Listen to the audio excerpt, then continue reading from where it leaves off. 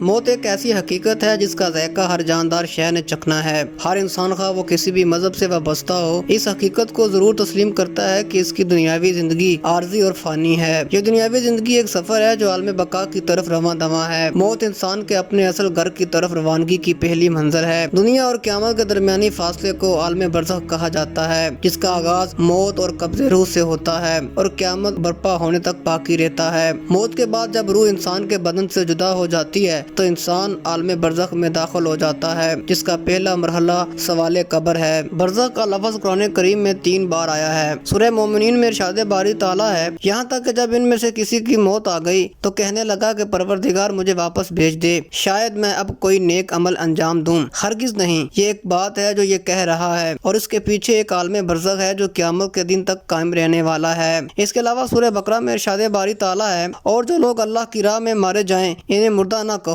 بلکہ وہ زندہ ہیں، لیکن تمہیں ان کی زندگی کا شعور نہیں ہے۔ اسی طرح سورہ مومن میں ارشاد باری تعالیٰ ہے کہ وہ جہنم جس کے سامنے یہ ہر صبح و شام پیش کیے جاتے ہیں، اور جب قیامت برپا ہوگی تو حکم ہوگا کہ فرعون والوں کو سخت ترین عذاب میں داخل کر دو۔ اسی طرح ایک حدیث نبوی صلی اللہ علیہ وآلہ وسلم ہے کہ جو بھی مر جاتا ہے اس کی قیامت برپا ہو جاتی ہے، اسی لیے عالم برزخ کو قیامت صغریٰ بھی کہا جاتا ہے۔ ایک دوسری حدیث میں ارشاد ہے کہ قبر جنت کے باغوں میں سے ایک باغ ہے اور جہنم کے گھروں میں سے ایک گڑھا ہے۔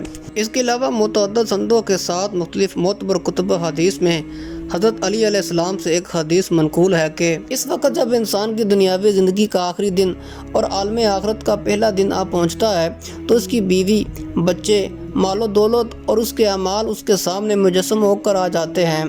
اس حالت میں وہ شخص جس کا ابھی انتقال ہوا ہے مال و دولت کی طرف رخ کرتا ہے اور کہتا ہے، خدا کی قسم میں تیرے لیے بہت لالچی اور حریص تھا، اب بتا میرے لیے تیرے پاس کیا ہے۔ دولت جواب دیتی ہے، مجھ سے کفن لے لو اور جاؤ۔ وہ پلٹتا ہے اور اپنی اولاد کی طرف متوجہ ہوتا ہے اور ان سے کہتا ہے، خدا کی قسم میں تمہارا چاہنے والا اور تم سے محبت کرنے والا تھا، میرے لیے تمہارے پاس کیا ہے؟ وہ جواب دیتے ہیں، ہم تمہیں قبر تک پہنچا دیں گے اور دفنا دیں گے۔ بالآخر اپنے اعمال سے مخاطب ہو کر کہتا ہے، خدا کی قسم میں تمہاری طرف سے غافل تھا اور تم سے پہلو تہی کرتا رہتا تھا، تم بتاؤ میرے لیے تمہارے پاس کیا ہے؟ اس کے اعمال اس سے کہتے ہیں کہ ہم تمہاری قبر میں اور بروز محشر تمہارے ساتھ ہوں گے، یہاں تک کہ بارگاہ خداوندی میں حاضر ہو جائیں۔ اب اگر مرنے والا خدا کے نیک بندوں میں سے ہوتا ہے تو نہایت جمیل اور عمدہ لباس و خوشبو کے ساتھ ایک شخص اس کے پاس آتا ہے اور اس سے کہتا ہے کہ تیرے لیے بشارت اور خوشخبری ہے کہ تجھے تمام سختیوں اور مصائب سے نجات حاصل ہو گئی ہے،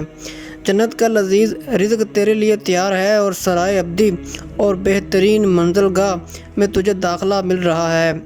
وہ شخص جس کا ابھی انتقال ہوا ہے اس سے سوال کرتا ہے کہ تم کون ہو؟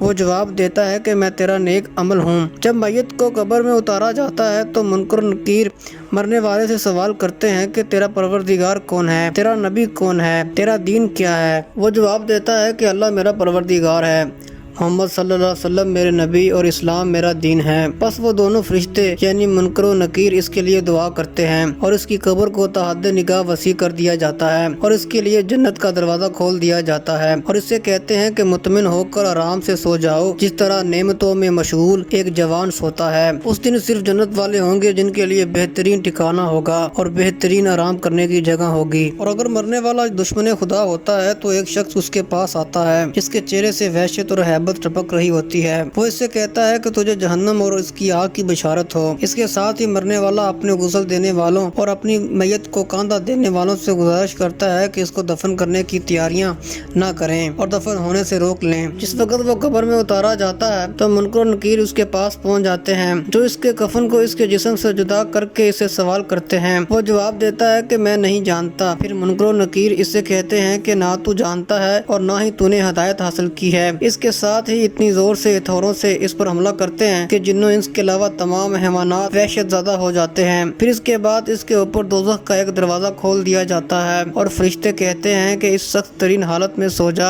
اس کی قبر کو انتہائی تنگ کر دیا جاتا ہے۔ سانپ، بچھو اور دوسرے حشرات الارض اس پر حملہ کر دیتے ہیں اور اس کے بدن کو ڈسنا شروع کر دیتے ہیں۔ یہ اس پر اتنا سخت اور دشوار گزرتا ہے کہ وہ قیامت کے جلد از جلد رونما ہونے کی تمنا اور دعا کرتا رہتا ہے۔ قرآن مجید کی آیات آیات اور احادیث کی روشنی میں عالم برزخ کے موجود ہونے پر کوئی شک نہیں ہے، لیکن اہم بات یہ ہے کہ وہاں کی زندگی کیسی ہے۔ عالم برزخ میں ہونے والے عذاب و ثواب کے بارے میں علماء اسلام میں اختلاف پایا جاتا ہے۔ ایک گروہ کا ماننا ہے کہ عذاب قبر صرف روح کو ہوتا ہے۔ ان کے مطابق برزخی بدن مادیت سے خالی ہوتا ہے، البتہ اس کی شکل و شمائل مادی بدن کی طرح ہوتی ہے، اسی وجہ سے اسے بدن مثالی بھی کہا جاتا ہے۔ بعض محققین نے روح کی اس حالت کو خواب سے تشبیہ دی ہے۔ مثلا اگر کوئی انسان خواب میں نعمتیں دیکھتا ہے تو وہ ان سے لذت حاصل کرتا ہے، اور اگر وہ خطرناک مناظر دیکھے گا تو وہ اس سے ڈر یا خوف محسوس کرے گا۔ جبکہ دوسرے گروہ کا ماننا ہے کہ عذاب قبر جسم و روح دونوں کو ہوتا ہے۔ ایسا اس لیے ہوتا ہے کہ روح اور جسم کے درمیان ایک تعلق ہے، اس تعلق کے سبب روح پر وارد ہونے والی کیفیت جسم بھی محسوس کرتا ہے۔ عذاب و ثواب قبر کے لیے بدن کا سلامت ہونا ضروری نہیں ہے۔ جسم گل سڑ جائے، آگ میں جلا دیا جائے، سمندر میں غرقاب ہو جائے، درندوں کے پیٹ میں چلا جائے، روح کا جسم کے ساتھ تعلق ہونے کی وجہ سے ان تمام صورتوں میں بھی جسم پر اثرات مرتب ہوں گے۔ ناظرین گرامی، ایک سچے مسلمان کا عقیدہ ہے کہ اصل زندگی تو مرنے کے بعد شروع ہوتی ہے، اس لیے وہ اپنی ساری زندگی اپنے اللہ کو راضی کرنے میں گزار دیتا ہے۔ اللہ سے دعا ہے کہ وہ ہمیں سیدھے راہ کی توفیق دے تاکہ عالم برزخ کی ہماری تمام منزلیں